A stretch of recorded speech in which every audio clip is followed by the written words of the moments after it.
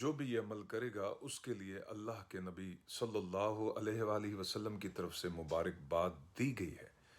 آپ اس کام کو کیجئے، آپ بھی اس مبارکباد کے مستحق بن سکتے ہیں جو اللہ کے نبی صلی اللہ علیہ وآلہ وسلم کی زبان اقدس سے اس کام کو کرنے والے کے لیے جاری ہوئی۔ حضور صلی اللہ علیہ وسلم نے ارشاد فرمایا، مبارکباد ہے اس شخص کو کہ جس کے نام اعمال میں استغفار کی بہت زیادہ کثرت ہے، یعنی جو اٹھتے بیٹھتے چلتے پھرتے ہر وقت اللہ کی برگاہ کے اندر توبہ استغفار کرتا رہتا ہے۔ کسی بھی کلمے کے ساتھ آپ استغفار کر سکتے ہیں۔ آپ لا الہ الا انت سبحانک انی کنت من الظالمین پڑھ سکتے ہیں۔ ربنا ظلمنا انفسنا وان لم تغفر لنا وترحمنا لنکونن من الخاسرین۔ استغفر اللہ، کوئی بھی کلمہ اس کو اپنا معمول بنا لیں۔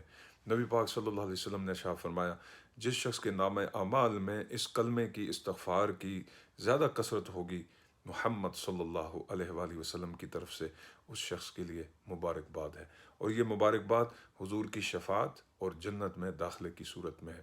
اللہ ہمیں بھی عطا فرمائے۔ السلام علیکم ورحمۃ اللہ وبرکاتہ۔